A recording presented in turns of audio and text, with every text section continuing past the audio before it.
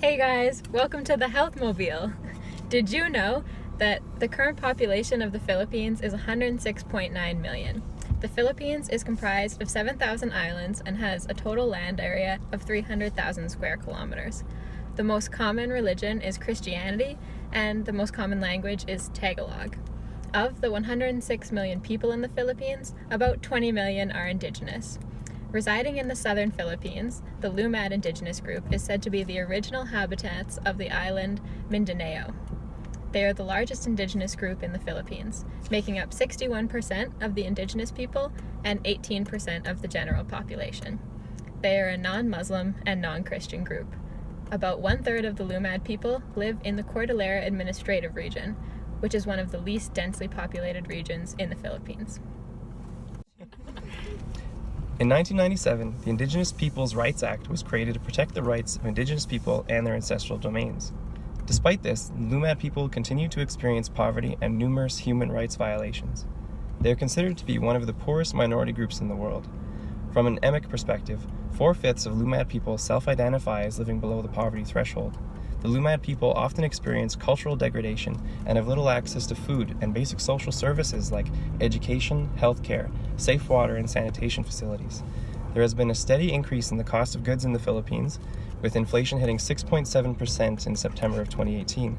These rising costs have further contributed to the poverty experienced by Filipino indigenous peoples.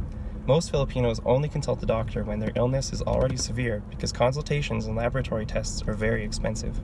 The doctor-to-patient ratio in the Philippines is 1 to 33,000 people. For the Lumad people living in less densely populated areas, they have additional barriers to accessing care compared to the general population.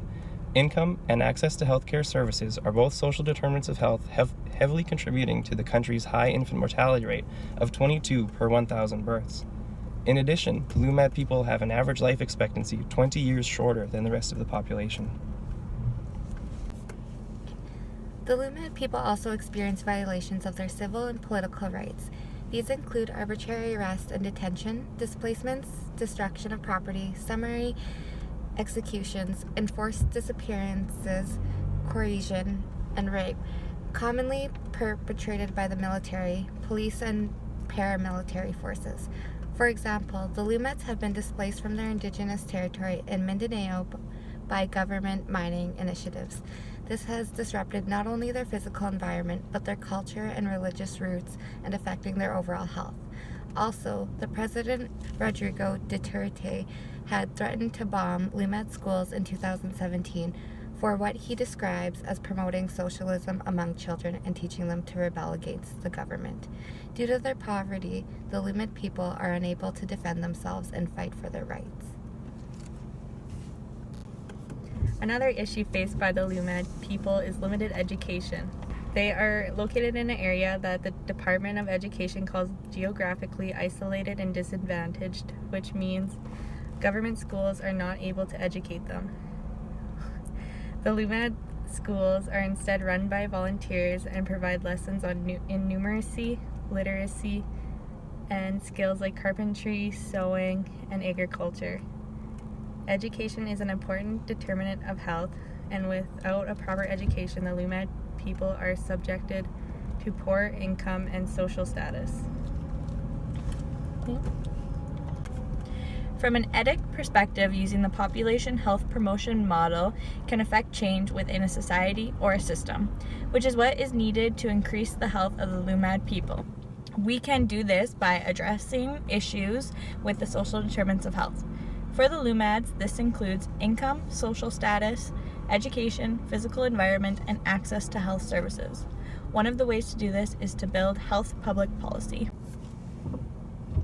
The Universal Health Care for All Filipinos Act was passed July 30th, 2018, and aims to address many of the issues we have discussed. It declares to promote and protect the health of every Filipino and instill health consciousness among them. It has 3 strategic points: financial risk protection through expansion and enrollment, benefit delivery of the National Health Insurance Program, improved access to quality hospitals and healthcare facilities, and attainment of health-related Millennium Developmental Goals. Officials hope this act will provide access to quality care without causing financial hardship and prioritize the needs of people who previously could not afford services, including Indigenous groups and the LUMAD population. Thanks for listening!